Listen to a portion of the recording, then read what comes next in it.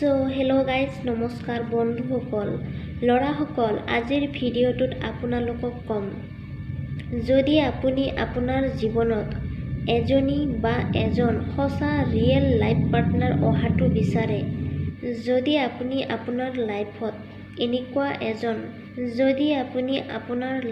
এনেকুৱা এজন পাৰ্টনাৰ অহাটো বিচাৰে, যিয়ে আপোনাক মানসিক শান্তি প্ৰদান কৰে, যিয়ে আপোনাক উৎসাহিত কৰে, আৰু যদি আপুনি কলেজ ষ্টুডেণ্ট হয়, আজি এটা কথা আপোনালোকক ক'ম, আৰু যদি আপুনি কলেজ ষ্টুডেণ্ট হয়, আজিৰ ভিডিঅ'টো আপোনাৰ বাবে।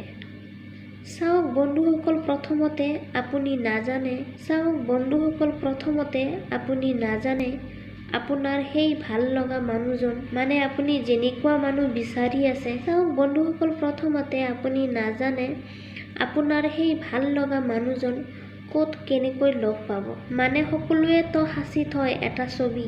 যদি আপুনি কলেজ ষ্টুডেণ্ট হয়, আজি আপোনালোকক এটা টিপছ শ্বেয়াৰ কৰিম। আজি আপোনালোকক এটা কথা ক'ম, ছাৰ বাইদেউসকলৰ সৈতে ভাল কানেকশ্যন বনাওক। ছাৰ বাইদেউক আহোঁতে যাওঁতে দেখা পালে গুড মৰ্ণিং উইচ কৰক, কাৰণ ছোৱালীয়ে এনে ল'ৰা বহুত পচন্দ কৰে। বন্ধুসকল, ইয়াতে এটা কথা ক'ম, এতিয়া কাকো ইমপ্ৰেছ কৰাৰ বাবে যাতে নহয়, আপোনাৰ নেচাৰতে এইটো আনি লওক।